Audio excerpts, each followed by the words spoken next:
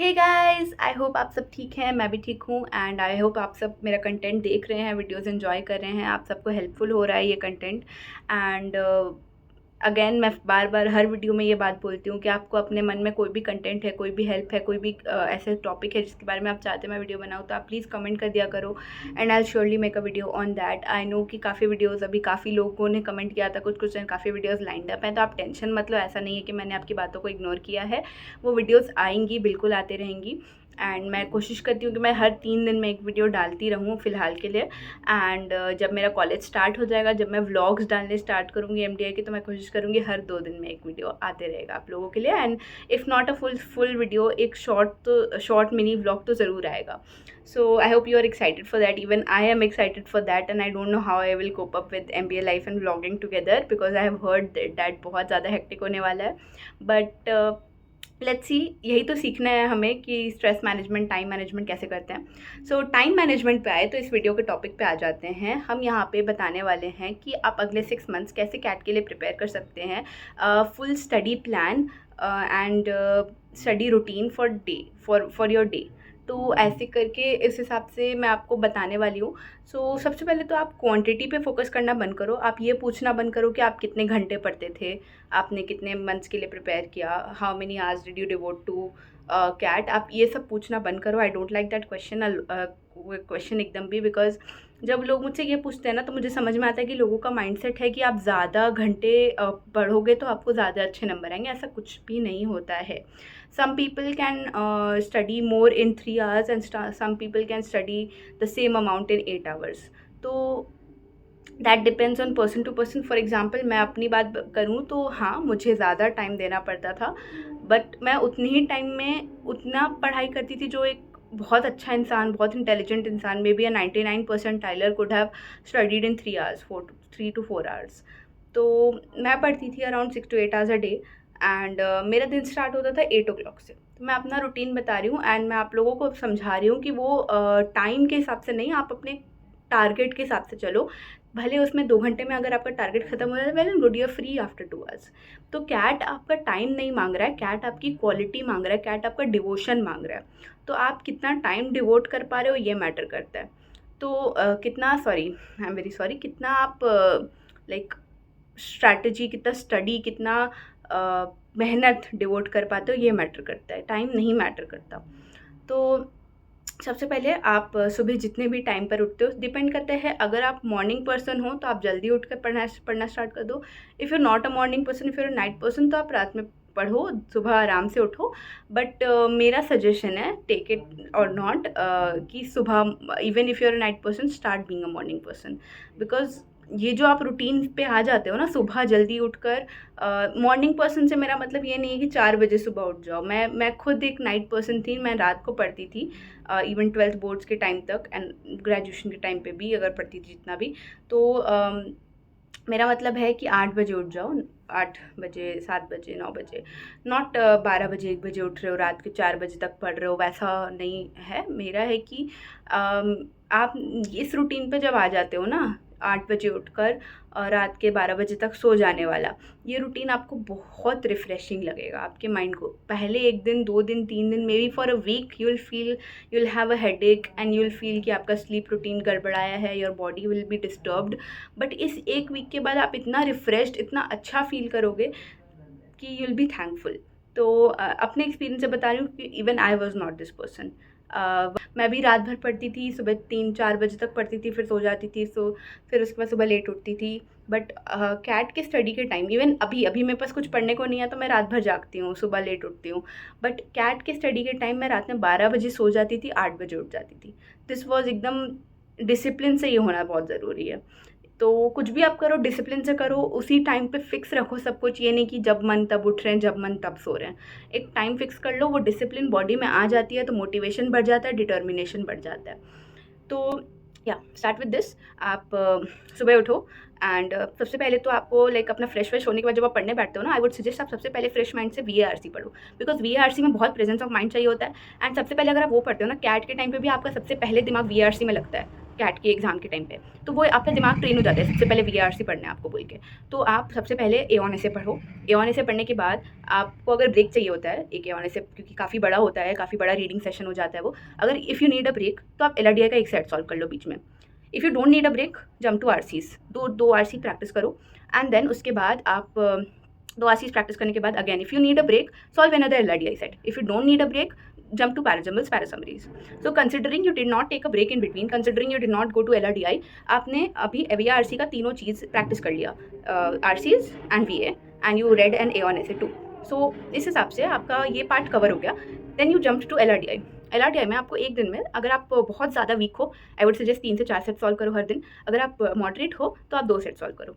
तो कंसिडरिंग आपने 3 से 4 सेट्स उसके बाद सॉल्व किए वीआरसी के बाद, तो अगर आपको ब्रेक चाहिए बीच में आप बिल्कुल ले सकते हो। आधा घंटा 1 घंटे के बाद आप 15 मिनट का ब्रेक ले सकते हो, 10 मिनट का ब्रेक ले सकते हो। You can scroll your phone, scroll YouTube. I would suggest stay away from social media right now, because social media जाने अनजाने में आपके दिमाग पर बहुत ज़्यादा असर डालता है and it is addictive. Even if you can control your self, आपको लगेगा कि आप खुद को एडिक्ट नहीं होने दे रहे इससे, बट आपके दिमाग में 100 चीज़ें चल रही होती हैं लाइक आपको पता भी नहीं चलता। व्हेन यू स्क्रॉल इंस्टाग्राम ना, आपको एक रील के बाद दूसरी रील के बाद तीसरा रील आता है एंड सब अलग अलग जॉनरा के होते हैं, तो वो आपके दिमाग में चलते रहते हैं इन दी बैक ऑफ योर माइंड। तो आप चाहते हो कि आपका दिमाग कैट पे फोकस रहे, पढ़ाई पे फोकस रहे, तो आई वुड सजेस्ट कि रील्स और शॉर्ट्स से बिल्कुल दूर रहना इस टाइम पे। सोशल मीडिया तो एकदम हटा ही दो, delete Instagram, delete Facebook, if you use that of course. WhatsApp पे I don't think कोई ज़्यादा distraction. If you talk to a lot of people, if you're a big name extrovert, then also delete WhatsApp. You have to do this. This is a sacrifice CAT asks from you. Even I did that. I was away from all social media sites during my preparation. So yeah, you can use अगर आप WhatsApp वगैरह भी delete कर दे रहे हो ना, आपको like necessary communication के लिए, फैमिली से कम्युनिकेशन के लिए चाहिए कुछ, तो आप Truecaller चैट पे कर सकते हो. Even I use to do that on Truecaller chat when I was in my preparation phase. और you have other like sites जिस पे ज़्यादा आपके फ्रेंड्स नहीं होंगे, तो यू कैन डू दैट. बीच में अगर आपको ब्रेक लेना है तो आप यूट्यूब पे कोई बड़ी वीडियो देख सकते हो, रील्स एंड शॉर्ट्स को हटा के अच्छी कोई रिफ्रेशिंग वीडियो देख सकते हो. आई यूज टू वॉच फ्रेंड्स. मैं बीच में मुझे ब्रेक लेना होता तो मैं फ्रेंड्स देखती थी. या फिर अगर आप कुछ भी देखते हो, like Indians usually watch Taarak Mehta Ka Ooltah चश्मा, मैं भी कभी कभी देखती थी, तो आप तारक मेहता का उल्टा चश्मा देख सकते हो, कुछ भी देख सकते हो. Whatever refreshes your mind, whatever boost you back, whatever gives you power to study again. ठीक है, तो वो आधा घंटा का 15 मिनट का ब्रेक आप ले सकते हो. बीच में खाने पीने का जो ब्रेक होगा उसको मिला करके आप देख लेना कि ऐसा नहीं होना चाहिए कि आप एक बार ब्रेक लिए 1 घंटे का ब्रेक हो गया, वो आपका लेट उड़ देगा फिर.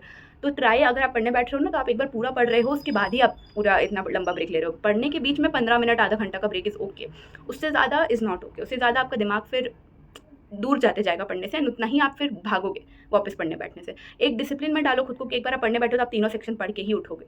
ठीक है, एलआरडीआई का 3 से 4 सेट आपने प्रैक्टिस कर लिया. उसके बाद जंप टू क्वांट्स. अगर आपके साथ ये प्रॉब्लम है कि आप एक बार में पूरा वीआरसी, एक बार में पूरा एलआरडीआई नहीं कर सकते हो, आप ऐसा भी कर सकते हो कि एक एलआरडीआई का सेट सॉल्व किया, बीच में कुछ क्वांट्स के क्वेश्चन कर लिए, 10 to 15 क्वेश्चन सॉल्व कर लिए एलओडी 1 के. दूसरा एलआरडीआई का सेट सॉल्व किया, फिर एलओडी 1 के कुछ क्वेश्चन कर लिए. मान लो आप एलओडी 2 में हो तो 5 to 10 क्वेश्चन कर लिए एलओडी 2 में, कंसिडरिंग एलओडी 2 में ज़्यादा टाइम लगता है. तो उसके बाद आपने LRDI and VRC, if you done with that, आप क्वांट्स पे अपना टाइम दो.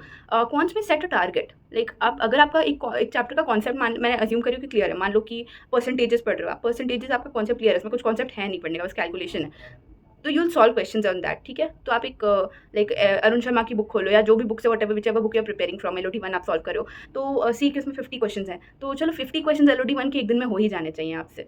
तो वो कर लिया आपने. मान लो कि एलओडी 2 का 50 क्वेश्चन है, तो set a target for 20-25 questions. So ऐसे करके आप अपना टारगेट सेट करो.